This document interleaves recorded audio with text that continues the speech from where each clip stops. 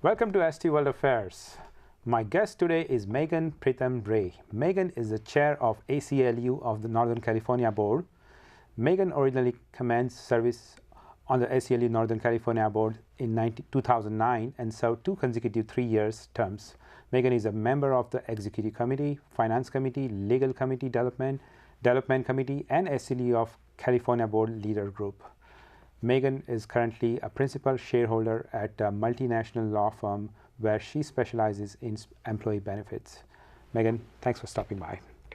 Thank you. So Trump presidency is keeping ACLU kind of busy lately.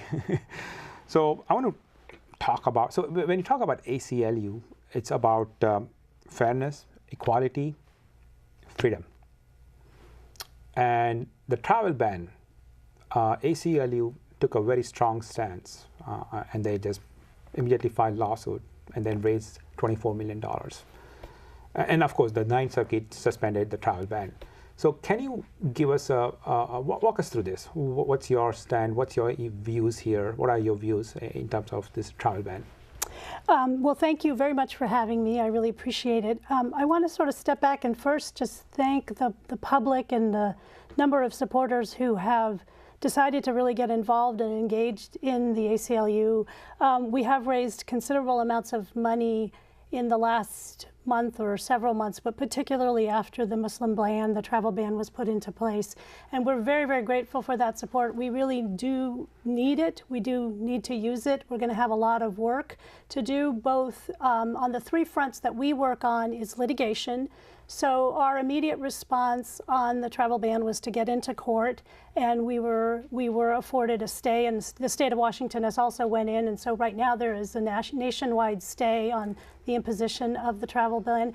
But we also do a lot of other work. We do work in legislative policy and advocacy work, and we also do a lot of work with sort of community engagement, community building, community organizing. So our principal responsibility at the ACLU is I saw that you brought a constitution here, right? Is to protect and uphold the Constitution.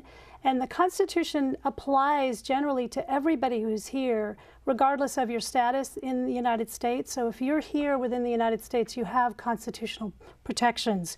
So with respect to the ban, you know, the United States and California in particular is really a nation of immigrants. Since its founding and all the way through today, this country's really been built on immigrants from all over the world, first starting in Europe, certainly in Asia fairly early, Latin America, and then more recently, obviously, in California in particular, large numbers of Asian Americans have moved here. So we really value the diversity and the inclusion of the United States and all the protections that it affords to its immigrants. So the travel ban in particular, which named 7 countries, and it was going to suspend visas from all of those countries, impacted lots of folks. It impacted people who were business travelers. It impacted students. Green card holder also, right? Potentially green card holders who had issues at the border.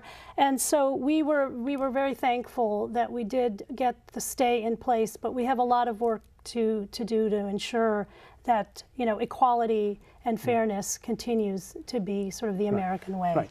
So when we talk about this immigrants' rights, so ACLU has taken a giant leap on in protecting immigrants' rights, especially in Northern California. It's made up of about 50% immigrants from all over the world.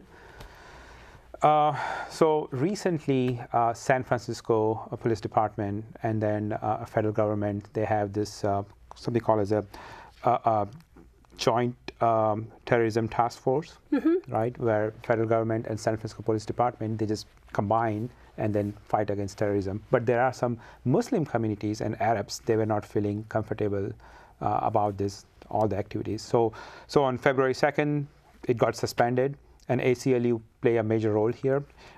Can you just share more information about that? Sure. So the JTTF is these joint task force with federal immigration enforcement and local authorities, you know, from our perspective, they are very, very threatening to actually law enforcement efforts, so local law enforcement efforts, as well as the responsibility of the federal government to enforce immigration.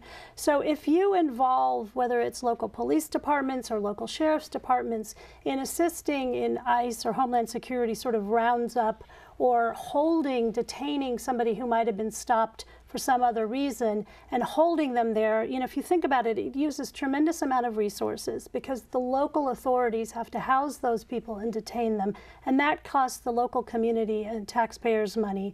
It also has been proven and shown that areas where there is not a cooperation, or there's sort of saying, look, this is a federal responsibility, you take care of it, and local law enforcement really focuses on local issues like violence or domestic violence, or as you've spoken with other folks on, that they need the trust of the communities that they police. And so when you have very, very diverse and inclusive communities, you need the cooperation of your citizens in the local community to let you know when there is local criminal activity going on. So if you start to participate with the federal government in those enforcement activities, we have actually seen that local communities become less safe. So one can counter-argue here also, Magan, here, that terrorism threats are real. Sure. You know, right after 9/11, there was a Patriot Act, it was placed, and then I think Americans were comfortable letting go their First Amendments, I guess, okay, freedom of speech or whatever they are. So they were okay with a strict enforcement as far as their rights. So how do you balance it? I mean, I understand that ACLU wants to protect civil liberties, freedom of speech, and fairness and equality, but Sure. at the same time, a law enforcement, if they don't do their job and they are not cautious to prevent this terrorism, how do you balance it? Well, I mean, the ACLU and probably every other American does believe that we want to have safe communities. And we do want to spend our resources wisely so that they're really targeting folks that can be threats to us. But we are a nation that really is inclusive, that's open, that doesn't believe in racial profiling. It's illegal to do so.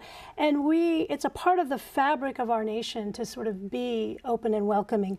And we don't want to come from a place of fear, and a place of fear that would lead us to really undermine the fabric of the nation and actually, frankly, undermine the Constitution. And so there are ways to, certainly for the national security apparatus to do really good work and to keep Americans safe, and we really appreciate the efforts that they do. But if you start to whole-scale racially profile groups, and particularly what we see is it's the MEMSA community, so it's Arabs, Middle Eastern, Muslims, and South Asians, as well as we've seen in recent days, Latinos and other immigrant communities. If you start to paint things with a broad brush, you actually can have the opposite effect of keeping people safe. Because back to the concept of sort of the joint task force, you need your citizens and your residents to cooperate and to be willing to come forward when they see things that are not awry. So massive surveillance of particular groups, sort of the blanket blocking of people really effectively based on their religion, because the ban that this administration put in place actually favored, for example, Christian refugees over Muslim refugees. And that's just unconstitutional. And more important, it's just very contrary to the fabric of the American society. And you know that to continue about this travel ban, you know what's going to happen now. You know that Trump administration, I think, they're going to reissue a travel ban. I mean, that's what it's been suggested today. And then at least I think they'll be careful to eliminate some of those, not to discriminate against a green card holder, valid visa holders, students who are here. They have spent a lot of money and time to be here in this country, and then also then they just, and then travel, you know, you can just freely travel all back and forth. So my question to you is that how do anyone can approach, what kind of services do you provide to immigrants? Let's say if they, I mean, I get this question many times, that especially from Muslims, they are not feeling safe now they have expressed concern, and not only Muslims, but I think people of color, put it this way. So how does ACLU can help here? What kind of services do you provide? I understand. So anyone can pick up the phone call and then you just represent that person? I mean, how does it work? Well, we actually have three major components of what we do. We do a lot of litigation work, and we have a staff of lawyers. Now, our staff of lawyers, it is a little bit of a David and Goliath story. We have about 300 lawyers nationwide, and many of our cases in the circumstances that you're talking about would be against governmental authorities, right? So the administration itself, maybe Department of Homeland Security, the Department of State, they have 20,000 lawyers, something, just a huge number. And the Justice Department, which is now headed up by Senator Sessions, right. They have vast numbers of lawyers. So we do have a bit of a David and Goliath situation going on. What we have historically brought are cases that are going to have a real impact on a broad base of people. So we will take a case with an individual plaintiff who is going to represent something bigger and really make an impact in the community. So for example, the case that's out of Northern California, in which we're representing three students right. from Stanford and Berkeley, Sure. and I apologize, I'm forgetting the name of the school in Southern California. We're doing that. We're also doing that in connection with an amazing group, a Jewish group that actually helps integrate folks who come into the community, whether they're coming in as refugee status or in other capacity, to bring them to become a part of the fabric of America. So that case would have, a huge impact. We do have a hotline, available, and we have volunteers that staff that if people think that there's civil rights or civil liberties violations that they can call, and there is sort of an intake procedure. They'll take a look at it. But we typically don't do sort of individual immigration work. So getting back to all the support that we've gotten, we will use this money to put it to good use. And we do have this sort of David and Goliath battle on our hands, but we really also encourage people who care about these issues to look at local groups that are really partnering with impacted communities. And there's a lot of wonderful local groups that will provide one-on-one services. The ACLU is also working on trying to put together a coalition that would be a rapid response team with respect to some of the raids that are starting to happen in both businesses and housing complexes.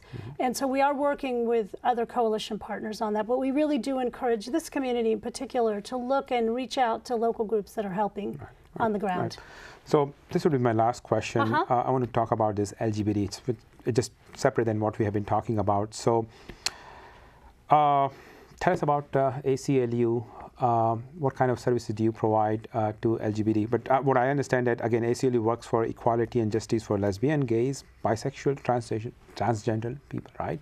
So what exactly what kind of services do you provide? There are many hate crimes been recorded for the last 2 years. So how does ACLU fit into this? So again, thank you for saying it. We really do uphold the Constitution, which is about equality and about justice and the rule of law, and some principle kind of the First Amendment and the Fifth Amendment in particular. The First Amendment, gives people the right to speak freely, to assemble together, so groups to get together and protest their government or just have meetings.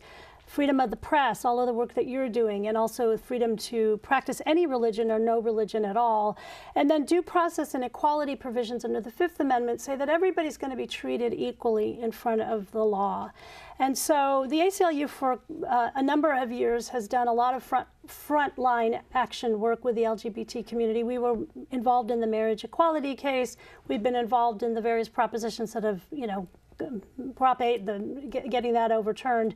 And so, again, we do legal work on big, massive impact cases. We've done a lot of work in the school systems, particularly in California, and on the advocacy work, we were very, very instrumental in making sure that some of the anti-bullying provisions that have been passed in California that would impact not just LGBT kids, but also children with disabilities, or children who are minority members, or children who are ELL and don't speak English. So that really brought some broad-based protections. And we're also obviously just pushing for fundamental fairness, that folks, regardless of their sexual orientation or their gender identity, that they are treated fairly in the eyes of the law. Megan, thanks for stopping by. I appreciate it. Thank you. Thank you for having me. Thank you.